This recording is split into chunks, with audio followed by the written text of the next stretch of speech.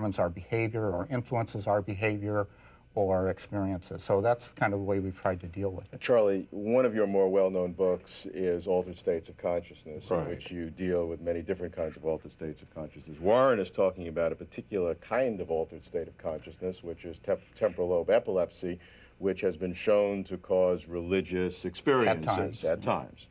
Associated with, not shown to cause. Okay, you'd agree with that? So bring us up to date in terms of your use of altered states to show, indeed to prove an existence of a world beyond our physical world when we have demonstrable cases where there's a direct physical relationship.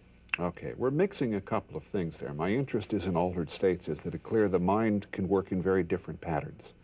And those patterns, meditative states, drug-induced states, hypnosis, dreams, whatnot, are good for some things and bad for other things. So they give us different views on the world.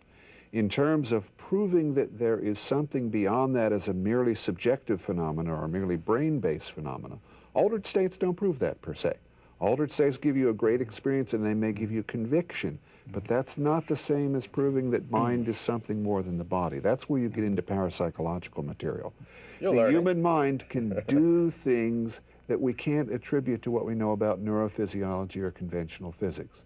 That to me is the basic scientific finding that says I'll look at ideas about spirituality more seriously because there's actual evidence for it. It's not a philosophical position. The mind can do things a brain can't do. We've had many discussions in which you like to think of yourself as a very tough-minded scientist as well as somebody interested in the spirituality. How do you reconcile the two? I reconcile the fact because I'm a human being and I've got many facets, and if I identify overly exclusively with any one of them, I'm leaving out part of my humanity. I don't want to be fooled, okay? I don't want to believe things just because they make me feel good. I want the best science possible to check on the possibility of certain beliefs. On the other hand, I don't want to fall into scientism, into this idea of taking the latest physical theories as if these are revealed truth and we know so much about everything that we can then not pay attention to any evidence. We've got evidence that mind can transcend what we know about the physical body and brain. To me, that's a vital underpinning for a spirituality. Well, some people think we have evidence. I have serious doubts that we've got very solid evidence about that. What we've got, and I hope Charlie would agree with this, is we have a long history, particularly in our civilization, but other civilizations as well, of all kinds of strange experiences that people have. There's no question that people have mystical experiences and that they have all kinds of altered states of consciousness. But so far, nothing follows. And I think Charlie would agree with that. Just from having these kooky experiences, nothing whatever follows. No, kooky is a pejorative term. Okay, sorry. These unusual experiences. Fine. That's more neutral. I don't mind kooky experiences. To me, it's not pejorative. I love kooky experiences, but some people might think it pejorative. That's why I do this show. Yeah, but the interesting thing, you see, is do we have solid evidence for the fact that some guy can sit over here and bend spoons on the other side of the room? Well, I'd like to see a more strict scientific method employed in these cases, because the kinds of cases I know where people purport to bend spoons are very unconvincing. Look, I mean, we're looking in the wrong direction because the assumption that everybody's making at this table is that the only thing real is physical.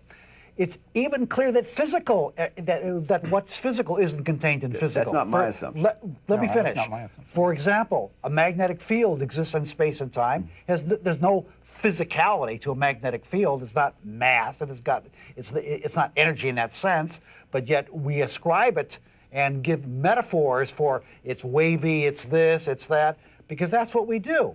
So we have a metaphor for the body that it's a massive thing, and everything else has to kind of fit into that container.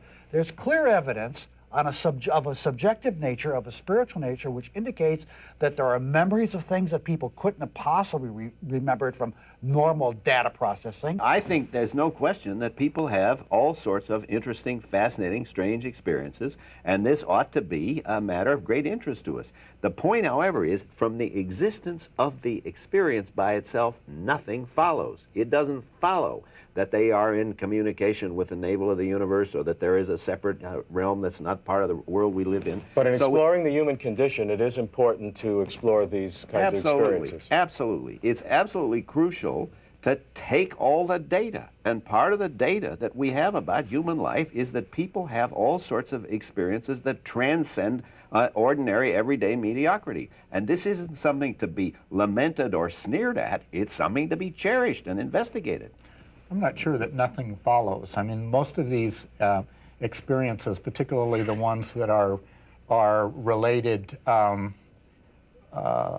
in culture and literature, a great deal follows. A lot follows in terms of the person's belief and how they conduct their lives and how they relate to other people. So spiritual experiences, nothing follows scientifically. I totally agree. No, nothing follows about the existence of a reality Exactly. beyond the experience. But much follows in terms of that person's No, I agree with personhood. that. But I say nothing follows. What I mean is, if I have a mystical experience in which I sense the existence of God, let's say, it doesn't follow that God exists. That's just an experience. Not from a I had. scientific point of view, Not I'd from agree. any point of view. I just had that experience. That's an interesting experience. You need to look back in order to see where we've been going.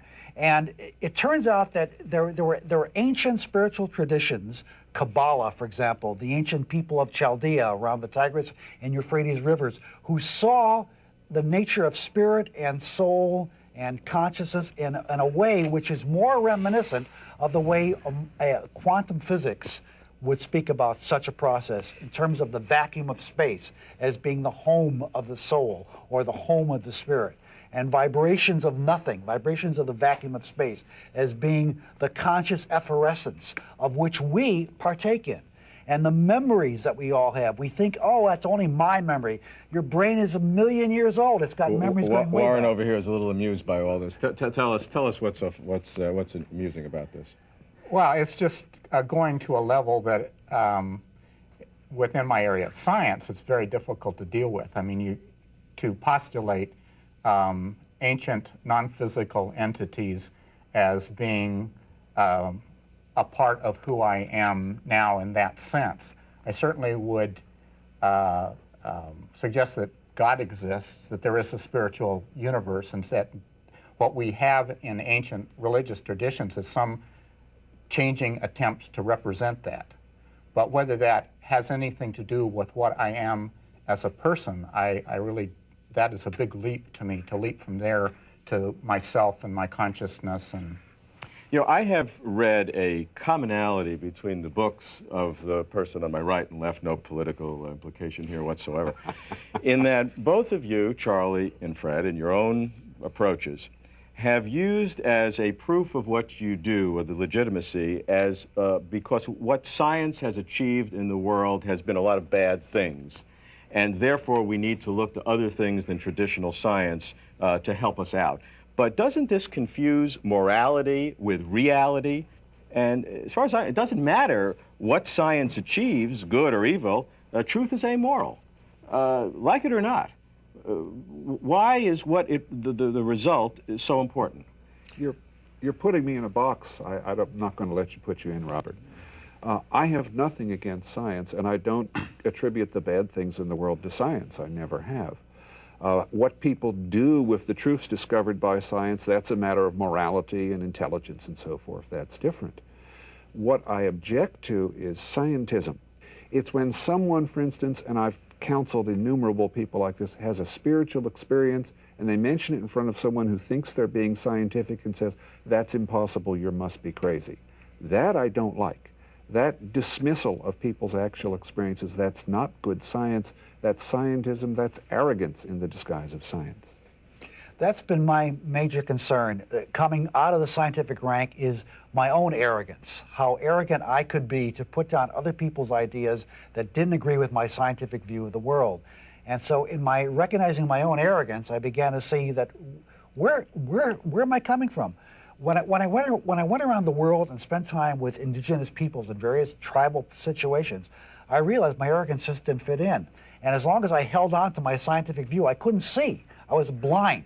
We need to use our heart and our spirit in ways that I think science should begin to adapt. I don't see this opposition that you make between biology and nature on the one hand and spirituality on the other, because of course this need for meaning and for transcendence, that's as much biologically based as any other need. That is, it's part of our genetic structure and part of our the culture that we build on this genetic structure, that